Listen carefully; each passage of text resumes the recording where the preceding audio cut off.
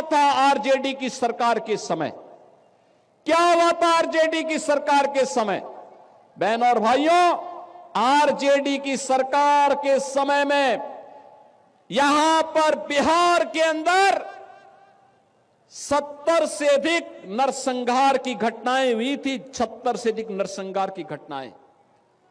इन्होंने जातीय संगठन खड़े किए थे। बिहार में जाति को जाति से लड़ाते थे, पर्व और त्योहार नहीं होने देते थे, बेटी असुरक्षित, व्यापारी असुरक्षित, नौजवान के जीवन के साथ खिलवाड़, कट्टा बंदूक लेकर के बिहार की पूरी व्यवस्था को इन्होंने धूमिल करने का काम किया था। बहनों और भाइयों, ये वही लोग हैं जो आपको तो जाति के नाम पर बांटते हैं, घुसपैठियों को आमंत्रित करते हैं, आपकी आस्था के साथ खिलवाड़ करते हैं और फिर राष्ट्रीय सुरक्षा पर सेंध लगवाने का काम करते हैं। बहनों और भाइयों, मैं आज आप सबसे ये कहने के लिए आया हूं, एक केवटी विधानसभा क्षेत्र आपने देखा होगा, यहां पर से अशोक यादव विधायक रहे हों या फिर आज यहां पर भारतीय जनता पार्टी के मुरारी मोहन झा वर्तमान विधायक के रूप में अब यहां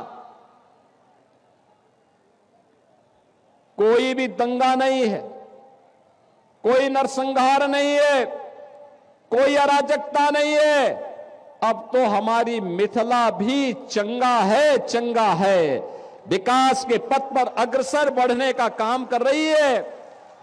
और फिर भला क्यों नहीं विकास होगा, क्यों नहीं खुशहाली होगी? ये धरा तो बहुत महत्वपूर्ण है।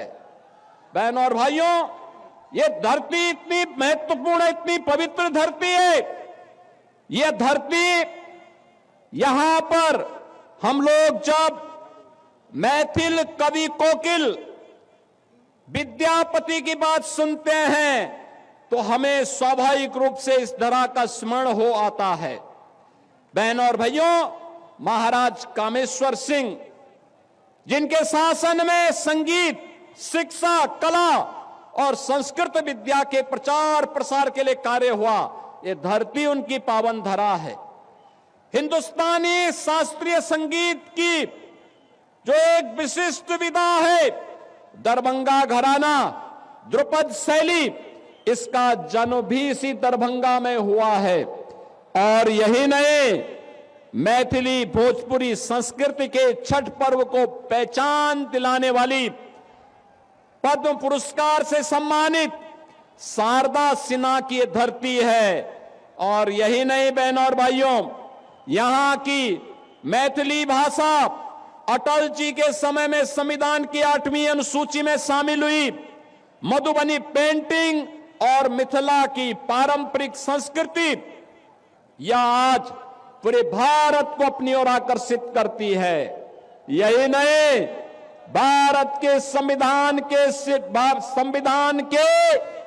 सभा के अध्यक्ष, देश के पहले राष्ट्रपति डॉक्टर राजेंद्र प्रसाद जी इसी दरभंगा में उन्होंने अपनी पढ़ाई की थी। और ऐसी पावन धरा पर आज मुझे आने का अवसर प्राप्त हुआ है।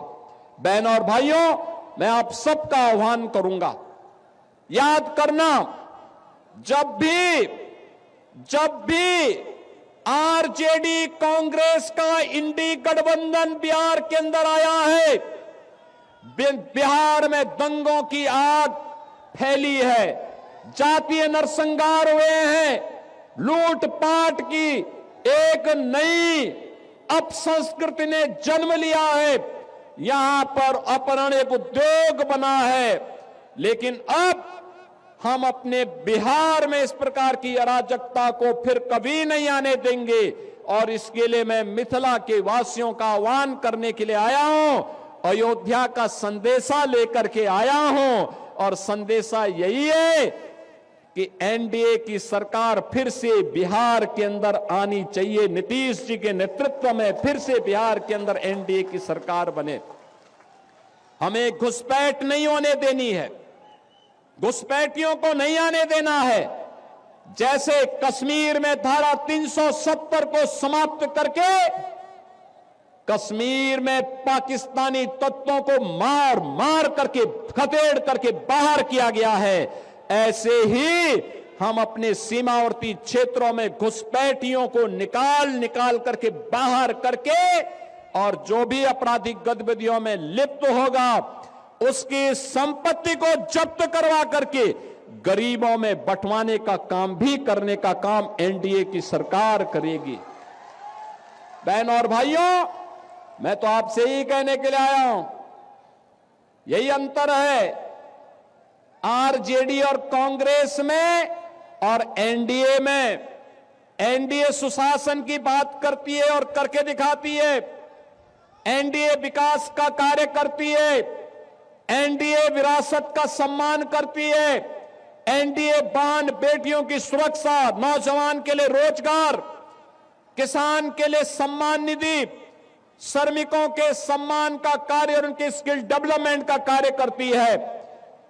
तो आरजेडी और कांग्रेस के लोग अपहरण को उद्योग बनाते हैं, पेशेवर माफिया को अपना शागिर्द बनाते हैं और इसीलिए तो इन पेशेवर माफियाओं को उपचार हम लोगों ने निकाला है उत्तर प्रदेश में इनकी छाती में बुलडोजर चला करके। आज उत्तर प्रदेश माफिया विहीन हो चुका है, आज उत्तर प्रदेश अपराध से मुक्त हो चुका है। आज उत्तर प्रदेश में न दंगा है और न ही कोई अपराध।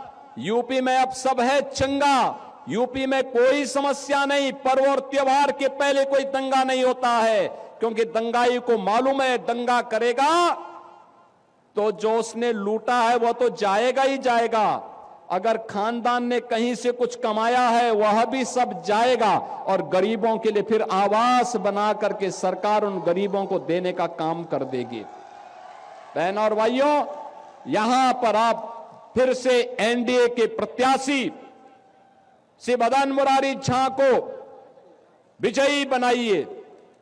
किसी भी ऐसे तत्व को मत घुसने दीजिए जो घुसपैठियों को प्रश्रय दे, अराजकता को जन्म दे, पर्व और त्योहारों में मिथिला की संस्कृति को अपमानित करने का काम करे, पर्व और त्योहारों के पहले दंगा कराने का काम करे। जो विकास में बैरियर है उसको पनपने नहीं देना है। और यही कहने के लिए आज मैं आपके पास आया हूं, हमें फिर से अयोध्या और मिथिला को जोड़ करके राम राज्य की अवधारणा को साकार करने की दिशा में आगे बढ़ना है। और राम राज्य की अवधारणा ये तभी आएगी जब बिहार में एनडीए की सरकार आएगी। ये राम राज्य बिहार के लिए, आत्मनिर्भर बिहार के लिए, समृद्ध बिहार के लिए, विकसित बिहार के लिए यह अत्यंत महत्वपूर्ण है। और यह केवल और केवल तभी होगा जब एनडीए विजयी होगा, एनडीए विजयी होगा, बिहार विजयी होगा। एनडीए की विजय बिहार की विजय के साथ जोड़ करके देखना होगा। और इसके लिए बहनों और भाइयों, बटेंगे नहीं, कटेंगे भी नहीं। याद करना, बंटे थे तो कटे थे, बटेंगे नहीं तो कटेंगे नहीं, एक रहेंगे तो सेफ भी रहेंगे। और एकजुट होकर के एनडीए के प्रत्याशी भारतीय जनता पार्टी के श्री मुरारी मोहन झा को भारी बहुमत से विजयी बना करके भेजना है। बना के भेजेंगे, विजयी बना के भेजेंगे। मुरारी मोहन झा विजयी बनकर के जाएंगे। अशोक जी आप भी आइए, है ना दोनों लोग, माला आप पहनाइए, पहनाई हाँ हाँ पहनो। यहां के सांसद विजयी माला पहना रहे हैं आपकी तरफ से, सहमत है ना? सभी लोग सहमत हैं? तो फिर जहां तक मेरे आवाज जा रही है, दोनों हाथ ला करके आशीर्वाद दीजिए मुरारी मोहन झा को। जहां तक मेरी आवाज जा रही है, सड़क के उस पार भी इस पार भी, इस सड़क में भी जितने लोग खड़े हैं, आप लोगों से मेरा आग्रह होगा, दोनों हाथ ला करके भारतीय जनता पार्टी के प्रत्याशी को अपना आशीर्वाद दीजिए। इधर भी सारे लोग जितने भी हैं, सभी लोग, कि बटेंगे नहीं, कटेंगे भी नहीं, न बटेंगे और न कटेंगे।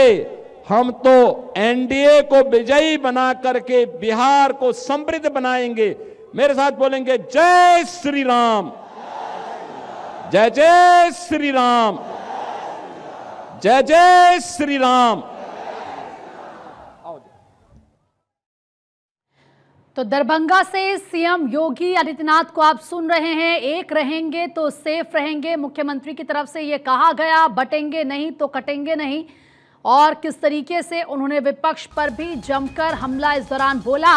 और जो एनडीए के प्रत्याशी हैं, जनता से अपील की कि उनको वोट कीजिए, विजय बनाएं, यह आपकी जिम्मेदारी है। पहले अयोध्या से दरभंगा आने में कितना समय लगता था ये सब जानते हैं, लेकिन डबल इंजन की सरकार ने जो काम करके दिखाया है, आज वो समय बेहद कम हो चुका है। तो सीएम योगी को आपने सुना। आप देखिए, तमाम जो बीजेपी के कैंडिडेट्स हैं उनके लिए, जो एनडीए के कैंडिडेट्स हैं उनके लिए प्रचार प्रसार यहां पर किया जा रहा है।